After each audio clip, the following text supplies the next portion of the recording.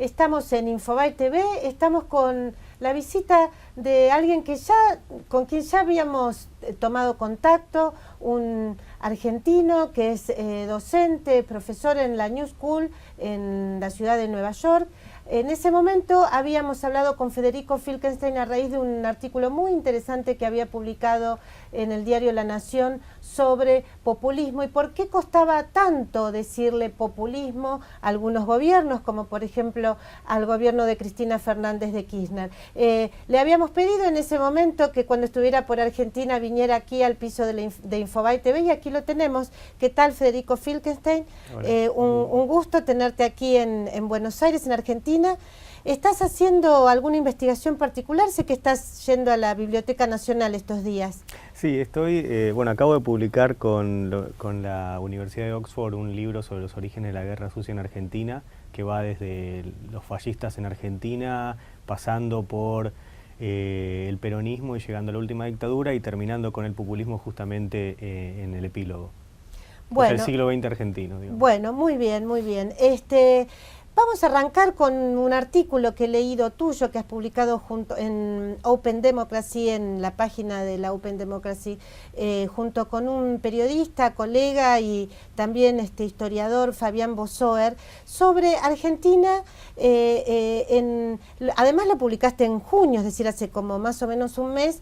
Argentina lanzada una lucha contra el sistema financiero internacional. ¿Eso qué quiere decir? ¿Vos la ves a la Argentina en esa batalla? Bueno, sí, no. Es decir, como siempre, hablábamos de populismo y es importante distinguir entre lo que es narrativa, lo que es invención prácticamente y mitología, y lo que es la realidad, sobre la que en un punto a veces se tocan y a veces no se tocan esas dos dimensiones, ¿no? Por un lado narrativa, mitología y por otro realidad sobre la que se opera.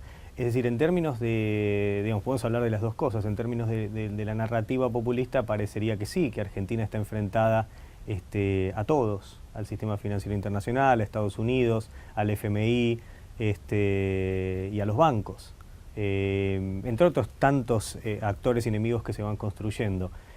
Por otra parte, en términos de lo que podemos observar en la realidad, la situación es mucho más compleja, es decir, está Argentina por un lado, junto al FMI, junto a muchísimos gobiernos de todo el mundo, ya sea de primer mundo y de otros mundos, y asimismo importantes instituciones financieras y bancos que también están, apoyando la postura argentina. Claro, esto es muy importante, o sea, en Nueva York se ve esto, o sea, se hace tal vez más visible que acá, que por ejemplo el Fondo Monetario Internacional e incluso algunos de sus voceros más importantes, que han dirigido el FMI, que para nosotros es como así un cuco para la Argentina, como Anne Kruger, que fue la directora del FMI en años muy difíciles para la Argentina, respalda de algún modo también la posición argentina.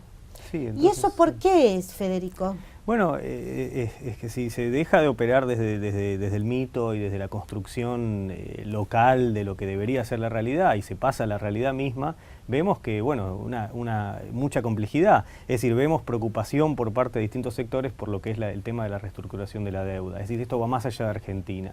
Y vemos, por otra parte, que cuando se habla de Estados Unidos, que es una realidad muy compleja, no se puede identificar, como se lo identifica acá, Estados Unidos con un juez particular de una ciudad. Es decir, lo que vemos es, por ejemplo, el New York Times, que también apoya, o por lo menos entre sus periodistas más importantes apoyan la postura argentina, llama la atención sobre cómo esto va más allá del caso argentino y cómo esto puede generar conflictos en términos amplios de cuando distintos países necesitan renegociar su deuda. Es decir, esto por un lado. Por otro lado, es una cosa muy interesante que pasa en la ciudad de Nueva York y creo que se podía ver en las distintas conferencias y móviles que se armaban cuando el ministro de Economía estaba en Nueva York, es la indiferencia con respecto a este tema. Es decir, Nueva York es una ciudad tan grande y Argentina es, en términos de lo que se ve, sobre todo en Estados Unidos, es un país tan poco importante, que yo creo incluso que si la presidenta argentina se decide a caminar sin custodia por la ciudad de Nueva York, nadie la va a reconocer. Claro. Entonces puede caminar con tranquilidad. Lo que quiero decir es que no estamos en el centro del mundo y este es un tema más. Es decir, y cuando distintos sectores se identifican o apoyan la postura argentina, no lo hacen tanto por Argentina o por el gobierno argentino, sino por lo que ellos ven que es un síntoma de problemas más amplios. Claro, porque de hecho el Fondo Monetario hace tiempo que quería armar una legislación, digamos, justamente para países con deudas reestructuradas. Por alguna razón el sistema financiero o algunos sectores del sistema financiero parecen no haber respaldado a esta postura, y hoy la posición rebelde, si se quiere, de la Argentina, bueno, como vos decís, está teniendo respaldo en algunos sectores ortodoxos o tal vez más liberales. ¿Cómo dirías vos? Y yo creo que de todos esos ámbitos, y la pregunta Porque entonces Wall Street Journal, sí, por ejemplo, definitivamente no está respaldando a Argentina, no, pero sí el New York Times, o por lo menos algunos de sus periodistas, no el New York Times, digamos, sí, como están política. alertando sobre este asunto. Bueno, eso es interesante, ¿no? Porque el New York Times escribe editoriales sobre distintas cosas, no sobre este tema. Digo, lo que te da un síntoma de, digamos, de la importancia relativa de este tema, claro, en términos de otros temas de lo que claro, está pasando. Claro, no es digamos, no es un tema que le interese editorialmente no. al diario, sino tal vez algunos que están siguiendo más los asuntos financieros. Sí, o sea, se dan cosas muy interesantes, digo, porque por un lado tenés una campaña por parte del gobierno argentino de tratar de estar en los medios estadounidenses mediante la publicación de solicitadas. Es decir, en el mismo contexto donde aparece, digo, yo recibo en mi casa el New York Times todos los días, y en el mismo contexto donde aparece página completa del New York Times con una solicitada del gobierno argentino, no hay ninguna noticia en el New York Times sobre ese tema. O sea, eso pasó en general los días que esto se publicó, claro, ¿no? Y cuando se publican... Pasó mucho, pasó, digamos, varios meses, los últimos meses. Sí, por ejemplo, digamos, cuando el principal periodista económico del New York Times fija su posición y critica, como sabemos todos, a la postura del juez Griesa, de alguna forma lo define como incompetente, como una persona que no está al tanto de las complejidades del sistema financiero internacional. Eso está en la sección económica. Claro. Es decir, eso es un articulito en la sección económica. Es decir, claro, se redimensiona, por supuesto, claro, para nosotros, porque el tema nos importa. No es tan importante en el exterior. A lo sumo genera apoyos por parte de distintos sectores, de izquierda y derecha. Entonces la pregunta es, ¿por qué entonces se está planteando acá? Y uno lo ve, es decir, me llama la atención, lo veo en pósters callejeros en donde aparece, digamos, Griesa, Braden, Perón, Cristina, etcétera. Digamos, ¿por qué se plantean en estos términos? Buitres. Patrio buitres, imperialismo o antiimperialismo, cuando en realidad es más compleja, porque los así llamados o los comúnmente identificados como imperialistas están apoyando la postura argentina, entre otros. Digo, es decir, el FMI, algunos, ¿no? O muchos de ellos. Es decir, yo creo por que... Por ejemplo, ¿quiénes? Bueno, por ejemplo, bueno, las instituciones que mencionábamos antes, las personalidades que vos mencionabas y países. Es decir, entonces la pregunta es ¿por qué se está presentando esta dicotomía entre enemigos en el exterior y amigos en el interior? Y esto lo que algunos periódicos que leí hoy de la mañana, bueno, incluso a partir de offs del gobierno, malvinizar el tema. ¿Por qué este nacionalismo? ¿Por qué esta recurrencia a temas que no forman parte de las discusiones, por lo menos en términos internacionales? Es decir, lo que ves es... ¿Por qué crees vos? Bueno, y esto volviendo al tema del populismo, la lógica que opera, la forma discursiva de presentar las cosas, ¿no? En términos dicotómicos, amigos, enemigos, están todos contra nosotros, usemos el nacionalismo para política interna. Esto es interesante. Ahora, hacia el exterior, como decía antes, hay publicaciones solicitadas y se quiere dar también de alguna forma, se quiere presentar los argumentos en el exterior. Es decir, esto es interesante. Es decir, si uno mira, hasta estas solicitadas están mal redactadas en inglés, es decir, se arman seguramente a la ligera, con informalidades que tienen que ver también con crear argumentos a medida de los acontecimientos. Es decir, tratar de presentar los acontecimientos en términos de estos grandes argumentos, ¿no? Claro, dirías que tal vez no había una estrategia o tal vez no hay una gestión, a pesar de que Argentina tiene argumentos, digamos, que podrían ser atendidos, los está presentando tal vez tarde, mal, con poca capacidad técnica, lamentablemente. Coincido en todos esos aspectos. Creo que los está presentando mal, y parecería, o sea, lo que no queda claro en realidad es ¿por qué se está haciendo, o sea, por qué aparecen todos estos, para decirlo en términos arrabaleros, porque aparecen todos estos berretines en donde si es el mediador, si no es el mediador, o sea, cuando realmente estos no son los temas importantes. Entonces la pregunta es, por un lado lo que planteamos con Fabián Bosovet en el artículo es, digamos, por un lado están, por supuesto, estas cuestiones estructurales en el sistema financiero internacional que evidentemente, promueven desigualdades, ya sea entre estados y ya sea entre ciudadanos.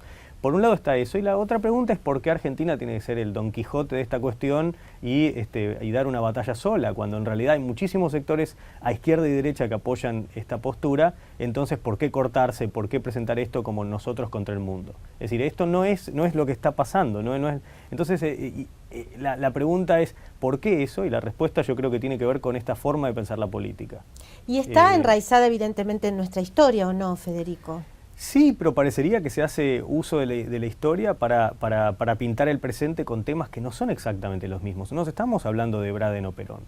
Es decir, en el caso de la discusión, vos sos experto también en el tema del peronismo, y lo sabés bien, en el caso de la discusión entre Braden o Perón, Braden por lo menos estaba expresando una política dentro de algunas políticas del Departamento de Estado. Ni siquiera era la postura de Estados Unidos, pero por lo menos una política fuerte por parte incluso de una parte del Departamento de Estado. De una parte del Departamento de Estado. Inmediatamente después se pierde esa disputa. De hecho, el embajador que lo sucedió fue totalmente distinto, Messerschmitt. Totalmente. Entonces lo que se trata en ese momento es de que Perón sabe aprovechar esta intención de Estados Unidos de meterse en política interna argentina. Yo creo que en ese sentido no veo la relación. Me parece me parece que no le fue bien.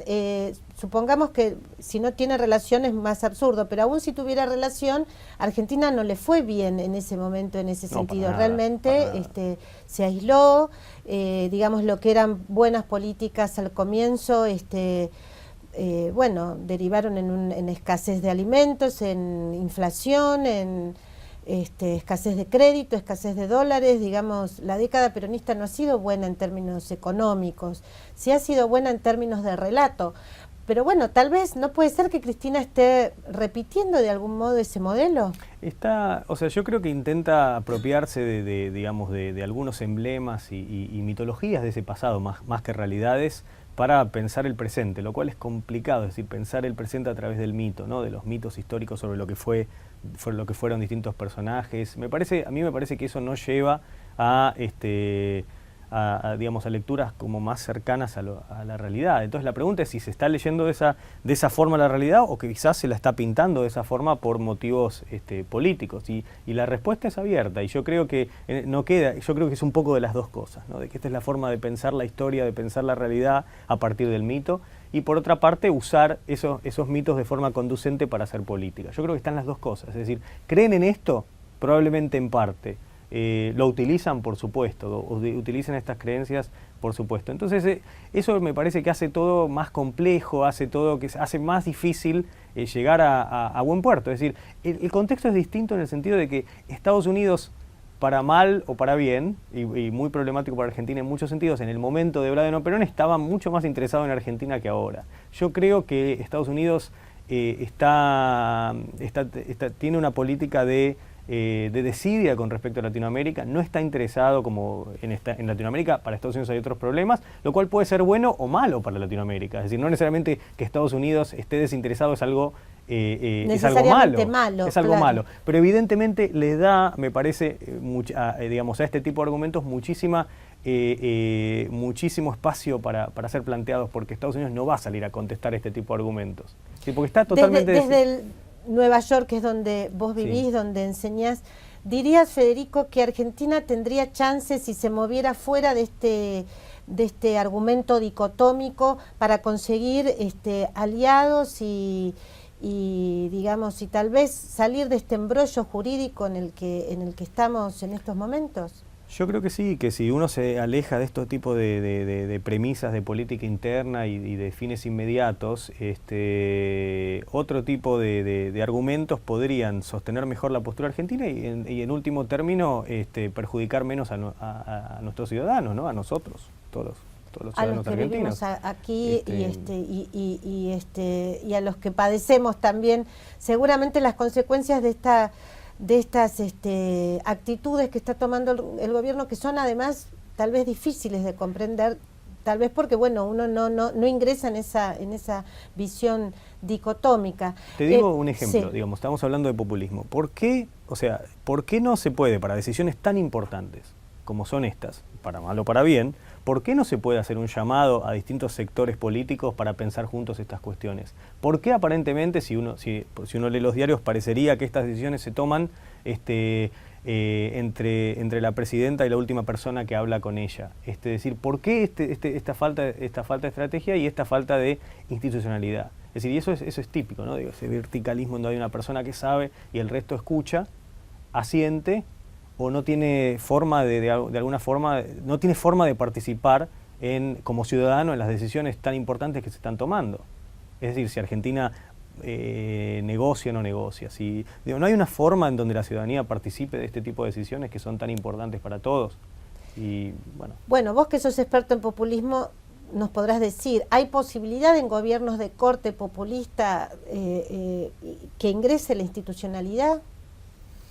Yo creo que nada es esencial y que todo gobierno puede dejar de ser lo que es para hacer otra cosa. Es decir, se puede desandar caminos, se puede en cualquier momento. La pregunta es si se va a hacer, ¿no? Es decir, no hay nada que lo impida en términos de lo que puede pasar en la realidad. Ahora, la pregunta es si esa forma de pensar la política en términos populistas es tan fuerte y está tan arraigada que impide operar en términos que en última instancia ayuden a mayor participación ciudadana y a mejores condiciones para el país. Bueno, ojalá que se pueda romper con ese espejismo verticalista del gobierno argentino. Te agradecemos tu participación. Estuvimos con Federico Filkenstein, académico argentino, docente de la New School en la Universidad de Nueva York, un experto en populismo, además que justo viene escribiendo sobre esta pelea entre Argentina y el sistema financiero internacional. Muy interesante la posición de Federico, que tiene el privilegio de ver esta batalla, esta nueva batalla de los argentinos desde la ciudad de Nueva York. Seguimos en Infobae TV.